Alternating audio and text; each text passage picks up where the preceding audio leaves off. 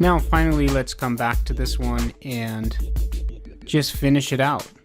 I don't think we need to use any of these. I wanted to show you how to use them if you wanted to, but those aren't really what's going to enhance this particular scene. So let's just go in and do some adjustment layers and just get this thing looking all at the right levels, and then we'll be good to go. So I'll show you all my tips and tricks for doing those kind of things. Start with a new adjustment layer, exposure. Now we saw how in the frame buffer we could do that. See, I like this exposure over here, but I'm not sure I like how blown out it is right there. Let's do a levels instead. Layer, new adjustment, levels. And this will give us a nice histogram. So all our pixels are in this range. There's no pure black pixels going on, which we could adjust, but I don't think that's what we want to do. Okay, levels might not cut it either because we kind of want this to be brighter, but that not to be. So let's see if maybe a curves can help us. Layer, new adjustment, curves. Curves gives you the most control over the lighting. I think we want something like that. And maybe take these pixels in this area and push them a little darker. Like so. We're basically just doing an S-curve here and kind of exaggerating the top end to look a little brighter. That gives us that nice high key look I've been talking about. Okay, so the overall histogram is going to look kind of like this shape, and then down. Okay, and we're pushing these ones a little darker. I think that looks good. Yeah, that's definitely a better look there. Now here we could add back in that fog if we wanted to. So if we just go back to our black and white, open. Okay, here's the fog layer, or the atmospheric layer. If we just, actually I need to make sure they're the same pixel size. I don't think they are. Check the image size here, 2000. Not very big, but big enough. This one, we need to change the size to 2000. Make sure it's maintaining the same proportions. Okay, now just hold down shift and drag it on top. Now this one is not a 16-bit depth image, so it's going to give you this warning. It's okay to put it on top. It just won't have as much information as the other layers. Okay, now to use it, all you have to do is say linear dodge. Okay, and there it is. I want to turn it down quite a bit. That's nice right there. So very subtle, 29%, maybe even slightly lower. And that just gives kind of a glow coming out that window over there. Really subtle, okay? But remember, subtlety is nice. Look at pictures. I mean, it's the tiny subtle little things that are going to make this look like a photograph. Okay, if you overdo it, it kills it. Okay, that might even be slightly overdone. I could live without doing it at all, but we're going to add it in for the sake of learning how to do that. So you can see how nice and easy I added in that atmosphere and how much control we have over it. That's pretty cool. And we could do another one of those hue saturation layers on it. Okay, colorize, make it, well, let's pick our color first. Something like that, and then make it only affect the layer below. So now that light becomes a little bit bluish. Okay, which is probably pretty accurate because this light would be very blue as compared to this light in here, which would be really warm. I'm not sure that visually that looks better, but it's probably more accurate, to be honest. So let's turn it down a little bit because I'm not sure. Okay, so now it's just very, very subtle. Okay, now some other effects. So we've got our curves going on. I think the light levels in here are right. So what else do we need to do? I think we could do some selective sharpening here. We could maybe do some slight vignetting around the edges to make us focus even more into the center. Let me show you how I do sharpening. I do Control-Alt-Shift-E again to copy everything below to its new layer.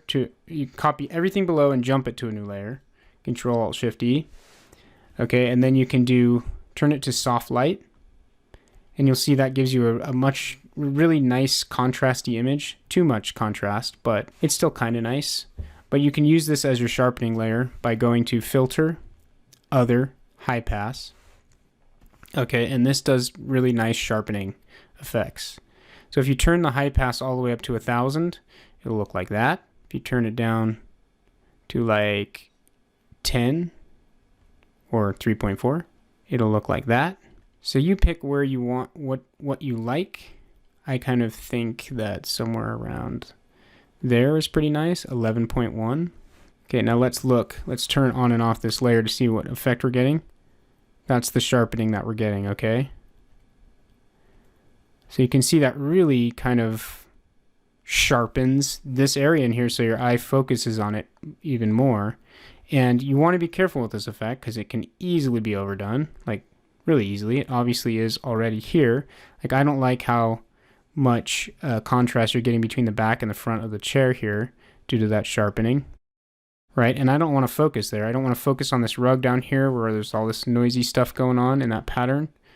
So again, we make use of masks, and we also I'm going to turn down the layer overall.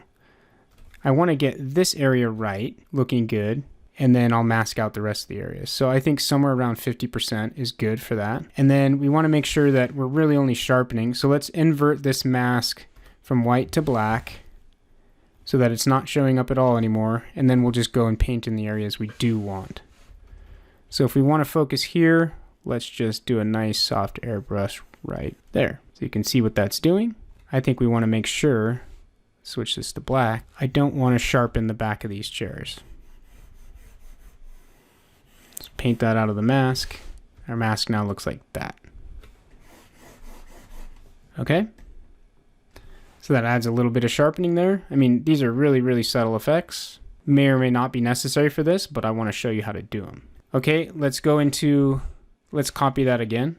Control-Shift-E, and then go into Filter, Lens Effects, Lens Correction. Okay, here we can add the slight chromatic aberration and some vignetting very easily. Okay, so the vignetting, if we go, you'll come into auto correction. You want to go into custom instead once you're in this filter. If I turn the vignetting up and down here, you'll see that it affects my image. Okay, so you can do that. You don't want to go overboard on this. If you're a photographer, you usually try to avoid vignetting. We're using as an artistic element here to help our eye focus in the right place. So don't go overboard. I mean, this is bad. And you can change the midpoint of the vignetting so that it's like really tunnel vision. Okay. I think if we did something like that, we'll be fine. So again, subtle. Then chromatic aberration. You might not know what chromatic aberration is, but when you take pictures with the lens, you might notice that the lens sometimes put little green or red fringe on objects, especially as you get further out to the edge. You'll start getting a slight fringe, a blurred, colorful fringe on things, and it's more evident in some pictures than others, but nonetheless, it is a phenomenon that happens with photography. So sometimes as ArcViz artists, we try to put it back into our images because CG doesn't create aberration. So I want you to watch right here by this curtain as I adjust this up and down. See that kind of cyan fringe coming on that curtain right there, and on the back of that chair there's now a cyan fringe. If I go this way, it goes to red. Okay, so as it gets to the edges, you're now getting these blurred edges. Right here you can see it. It's almost like looking at a 3D image without glasses over here in this molding. So that's what the chromatic aberration is. This is something, I mean, you can adjust these sliders however you want, but be subtle about this for sure. Let's just put the slider right about there, -24 on that one slider. Now let's zoom in and look at that effect. You can see something's happening. That's the vignetting basically that you're seeing. The chromatic aberration is really, really slight. There it is on that chair. You can see it turns cyan. It gets a little bit blurred. And there's a red halo if you look carefully. Right there. Right there. There's a red halo that goes away and comes back. Okay, there's a red halo there. It's so slight, but that's what we want. Okay, I mean, that's something as a photographer you would try to avoid getting. That means you got kind of maybe a cheap lens or something. But putting just the slightest amount in adds a little tiny bit of realism to our scene. Now, the last thing that I would possibly do to this, I think this is a great looking image. It's done as far as I'm concerned. But you could go in and add some kind of artistic effects to it by using curves. That's how I like to do it usually. And instead of just doing curves in RGB mode, I like to go into red, green, and blue. And you can just take these sliders and do these kind of things. Slide it either direction, taking some of the colors out of the shadows. So this is obviously pushing it more to the reds. This is pushing it more to the cyan. Okay, so just find something you like. And this kind of changes the mood, changes the lighting a little bit. This gives it more of a magenta and more of a green. You can also take the higher end and change that. So that's pushing the highlights towards a really greenish or really magenta. I tend to like something like that. And then you can go to the blue. Okay, and as you can go to the blue channel, adjust that. I kind of like that. You can even do those kind of things. So somewhere right around there. Okay, turn it on and off. You might like it better this way or that way. But those are the kind of effects. You can even get presets and just apply them to your thing. You can also go into filter or layer, new adjustment layer, and do the color lookup. And here you can choose different looks for your, this is kind of like Instagramming your shot here. And what these color lookups are is it's taking a specific color in your scene and changing it to another specific color based on a file, an LUT file. Okay, so you can go through these and it kind of will match real world cameras basically. So you can go through here and see if there's something you like. And then of course you can always, because it's an adjustment layer, you can turn it down or up.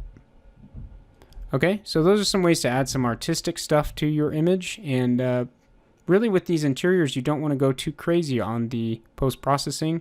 You just want to do subtle adjustment layers, get your lighting levels all right, and then add some artistic effects if you want. And there you have it. There's the final image.